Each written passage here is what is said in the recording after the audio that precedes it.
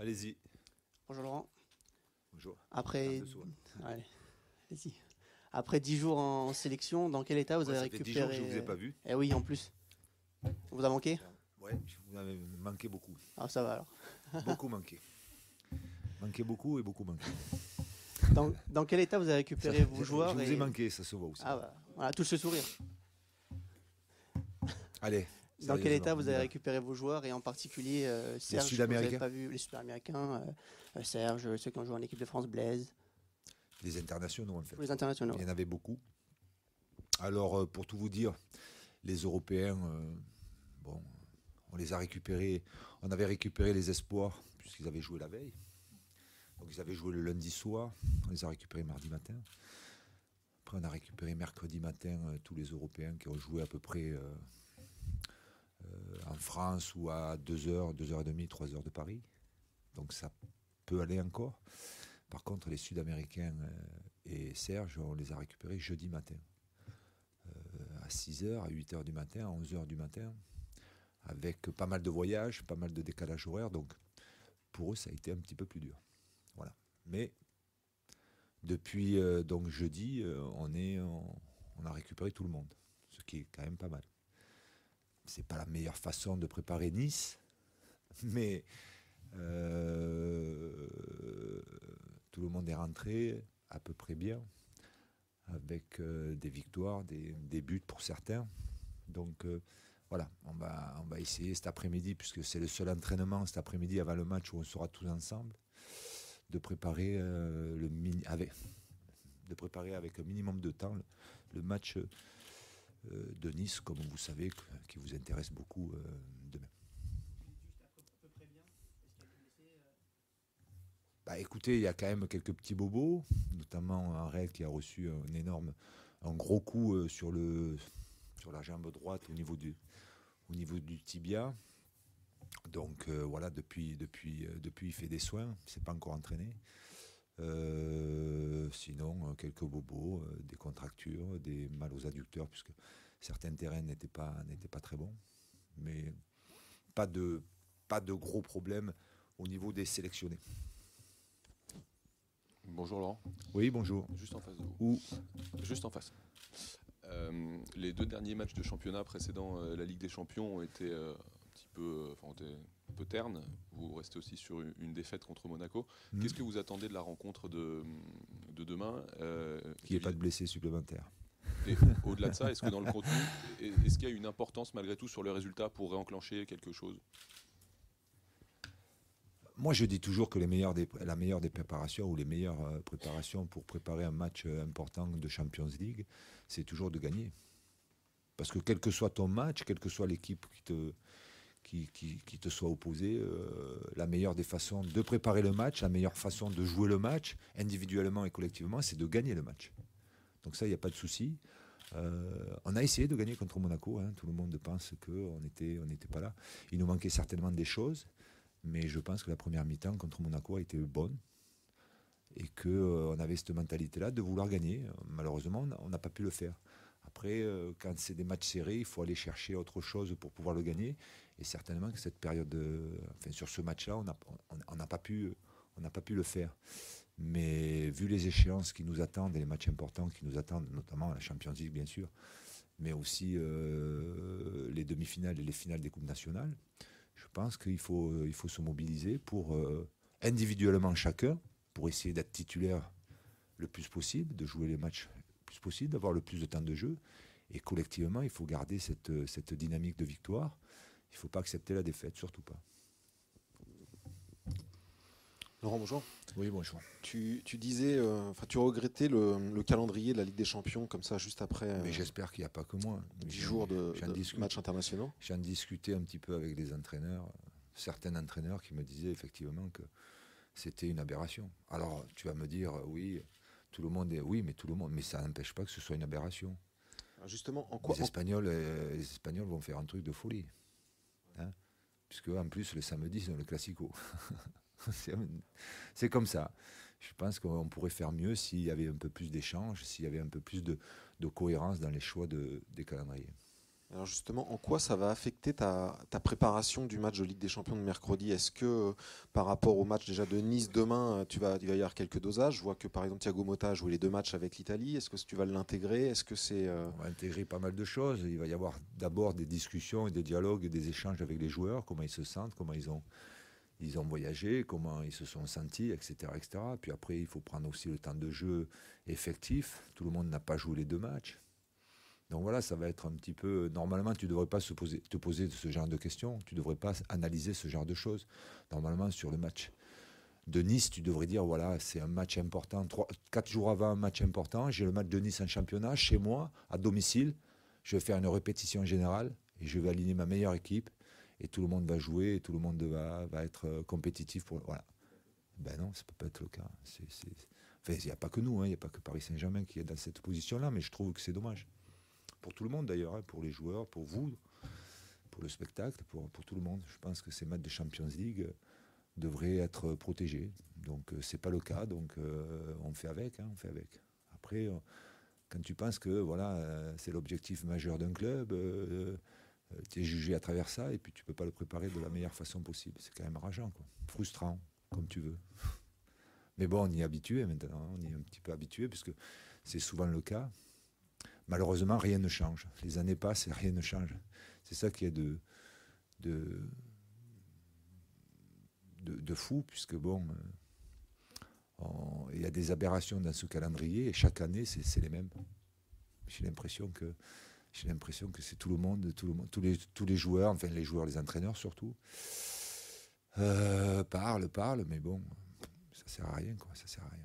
J'en veux pour preuve la finale de la Coupe de la Ligue, qui est encore placée. Et il y a 5 ans ou 6 ans, à Bordeaux, c'était la même chose déjà. Donc, voilà. C'est très compliqué.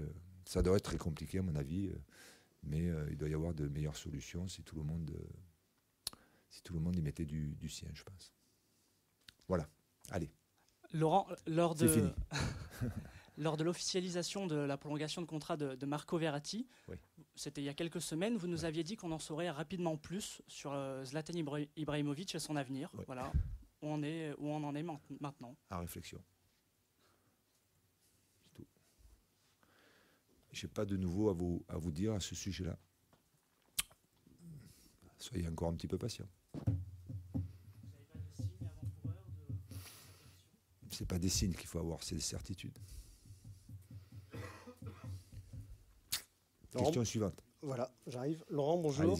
Serge Aurier, un joueur... Oui, on joue Nice. Il faudrait signaler, on joue Nice.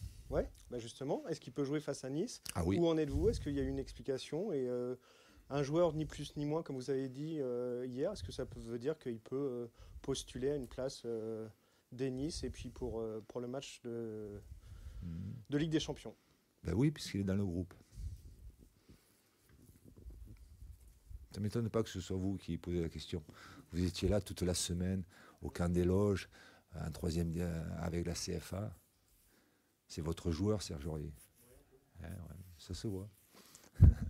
Non, Serge a été réintégré, comme vous le savez, au groupe professionnel. Il est revenu de sa sélection jeudi matin aussi avec un périple, puisque son dernier match était au Soudan. Donc on a regardé ses performances. Il a été réintroduit, ce qui était prévu d'ailleurs. Quand je vois accepte non, j'ai pas accepté. C'était prévu qu'il revienne après la période internationale, donc il a été réintégré au groupe professionnel puisqu'il s'entraînait à part avec le groupe de CFA. Je l'ai dit, le joueur aura ma considération et ça devient un joueur comme tous les autres. S'il est bon et si je pense qu'il mérite de jouer, il jouera. Si je pense le contraire, il ne jouera pas. Point. Mais je vous fais remarquer, et ça n'a rien à voir avec Serge, que autant l'année dernière ça avait été le cas, sans Serge Aurier on s'était qualifié, et quand il est arrivé cet épisode-là, tout le monde a dit mais Serge Aurier, Paris Saint-Germain a besoin pour Chelsea, sinon... Mais on s'est qualifié sans Serge Aurier aussi. Donc ça prouve la qualité de l'effectif et que au lieu de donner peut-être de l'importance à un joueur qui insulte son entraîneur, peut-être on devrait donner de l'importance à un joueur qui qualifie son équipe. Voilà, c'est dit aussi. Et juste Pardon. sur Aurier rapidement, Laurent. Ah d'accord, est-ce que- on est encore sur Serge Non, mais Aurier. et c'est humain évidemment. Est-ce que ça change C'est humain. les rapports légèrement entre un coach et un joueur Pourquoi par c'est rapport humain à ce que c'était il y a quelques semaines, quelques mois en tout cas? Je ne comprends pas le mot humain. Non mais je veux dire, c'est humain d'avoir encore quelques petites réticences, mais vous avez été vexé, vous Qui l'avez est dit, réticent? vous Laurent Blanc. J'ai aucune réticence, moi.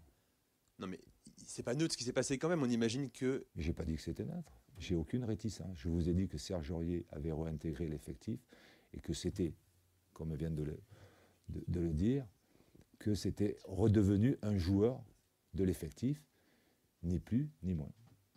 Voilà.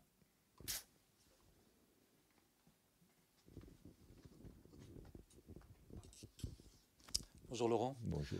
Au-delà de ça, est-ce que dans cet épisode un peu pénible, tu as l'impression de ressortir grandi de cette situation? On est encore sur Serge Aurier là. Sincèrement, Serge est un très bon joueur, mais je pense qu'on a terminé sur le sujet Serge Aurier. D'accord? Bonjour Laurent. On passe? Allez, bonjour. Sur Bonjour, Serge Aurier Laurent. encore? Non, pas du tout. Est-ce que, au vu de ce que vous nous avez dit avant, des problèmes de calendrier, d'état de forme des joueurs, est-ce que vous pensez que pour les Niçois, c'est le meilleur moment pour venir au parc pour jouer le Paris Saint-Germain? Je ne sais pas si c'est le meilleur moment pour les Niçois de venir au Paris Saint-Germain. Vous savez, des questions, sincèrement, ça c'est aux Niçois peut-être qu'il faut leur demander. Nous, on a préparé notre match, comme je vous l'ai dit, pas dans les meilleures conditions, parce que y en a qui sont venus au camp des loges suivre un petit peu. On était très peu, on était 3 joueurs, 4 joueurs à s'entraîner. Il a fallu faire venir des jeunes de la CFA pour essayer d'être 8, 10, 12, pour essayer de faire quelques petits jeux, parce qu'il fallait bosser quand même, il fallait travailler. Il y avait des joueurs importants qui étaient restés, malheureusement, qui n'étaient pas sélectionnés avec leur équipe nationale. Mais voilà, on s'est préparé, on a fait ce qu'on a pu avec les joueurs que nous avions. C'est pas la meilleure des préparations. Après, il y a eu le week-end de Pâques où on a donné quelques jours de libre. Voilà. Nice a dû avoir certainement aussi quelques joueurs sélectionnés. Voilà. Les clubs ne se préparent pas vraiment de la meilleure des façons quand il y a une trêve internationale. Encore plus si le club a beaucoup d'internationaux et encore plus s'il y a des internationaux sud-américains. Donc, à mon avis, ni Paris ni Nice ont préparé ce match-là de la meilleure des façons. Ça, c'est une certitude. Après, nous, on reçoit. Alors, certes, on a un match important 3 jours après, mais comme je vous l'ai dit, on va prendre ce match avec beaucoup de sérieux. On va vouloir le gagner, ça c'est sûr. Est-ce qu'on aura les moyens de le gagner? Je ne sais pas. Réponse demain soir, ou demain à 17h. Bonjour Laurent. Oui, bonjour. Tu as parlé de réflexion tout à l'heure au sujet de Zlatan Ibrahimovic, pas de discussion. Ça veut dire que pour l'instant, on en est au stade simplement où le club se pose la question de savoir s'il est encore l'homme de la situation pour la saison prochaine. Qui vous dit qu'il n'y a pas eu de discussion? Je ne sais pas si c'est la réflexion pour l'instant. Non, mais il y a toujours une réflexion et une discussion. Non, tu es d'accord avec moi? Tu réfléchis, puis tu discutes. Donc on en est là avec Ibra. Donc on est au stade de la discussion pour une éventuelle prolongation. Tu vois, tu fais les questions. Je pose. Ah non, tu fais les réponses, tu fais tout. Fais ce que tu as envie le souhait du club, c'est de prolonger? C'est de parler avec lui et de savoir ce qu'il veut faire exactement. Et nous, on sait ce qu'on veut faire avec lui. Donc à partir de là, s'il peut y avoir une accroche ou quelque chose de commun tous les deux, on verra. Mais comme on est dans une période où il y a des échéances importantes, tu comprendras que c'est difficile, mais ça va se faire. Ça va se faire. Enfin, la discussion, quoi, l'échange. On a vu qu'il avait repris la parole à plusieurs reprises. Ben oui, il est en fin de contrat. C'est normal. Hein. Si un jour tu es en fin de contrat, tu feras la même chose. Tu relanceras tout le monde. C'est normal. Normal. Bonjour Laurent. Bonjour. Vous qui êtes un amoureux du jeu, est-ce que vous êtes surpris de voir cette équipe de Nice? Est-ce que vous êtes agréablement surpris de voir cette équipe de Nice? Merci de me poser la question. Voilà, à la quatrième non, place. je ne suis pas surpris, je suis même heureux. Que quand on dit oui, c'est les moyens, Paris écrase de tout, on ne peut pas lutter contre eux, c'est pas la peine, il faut chercher quelque chose parce que sinon le suspense est mort. Oui, d'accord, mais une fois qu'on a dit ça, qu'est-ce qu'on fait? Il y a des gens qui essayent de travailler, d'avoir une philosophie de jeu qui leur permette non seulement de bien jouer au football, de faire en sorte que les joueurs qui sont dans leur effectif prennent plaisir à jouer, arrivent surtout aussi à attirer des bons joueurs. Et aussi, le plus important, à avoir des résultats. Donc, bravo à Claude, parce que sa philosophie, ça fait un moment qu'il a. Et là, avec les jeunes et les moins jeunes de l'OGC Nice, il est arrivé à mettre en pratique ce qu'il voulait faire. C'est remarquable. Voilà. Donc, je suis très heureux qu'on puisse aussi, même si on a des moyens limités, avoir une philosophie de jeu qui est basée sur le jeu et d'avoir des résultats. Voilà. Bravo à lui, qui continue. Bonjour Laurent. Bonjour. Est-ce que cette trêve internationale a été profitable à Marco? Puisqu'on nous avait dit qu'il fallait beaucoup de repos et des soins. Fait beaucoup de repos. Quand je m'entends repos, c'est pas allongé sur un lit et sans rien faire. Hein. Il a beaucoup travaillé, Marco. Il travaille beaucoup, Marco. Alors on ne le voit pas dehors. On aimerait le voir dehors. Et je pense que, voilà, pour nous donner des nouvelles, dans peu de temps, on le verra dehors. Dans très peu de temps. Demain, c'est trop court, j'imagine. Demain pour le match de Nice, puisqu'on parle de Nice, c'est beaucoup trop court. Là, je vous le dis, sur Marco, contrairement à vous, même si je peux comprendre l'impatience qu'on peut avoir pour Marco Verratti, que ce soit vous, que ce soit les Italiens, il a besoin du repos. Mais quand je dis il a besoin du repos, c'est pas 2-3 jours de repos ou 1 ou 2 semaines de repos. Malheureusement pour lui, il en fera un petit peu plus.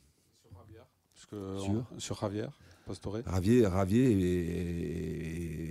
je ne dis pas qu'il est plus inquiétant, mais Javier a vraiment un gros problème au mollet. Quand je dis au mollet, ce n'est pas le mollet droit, ce n'est pas le mollet gauche, c'est les deux.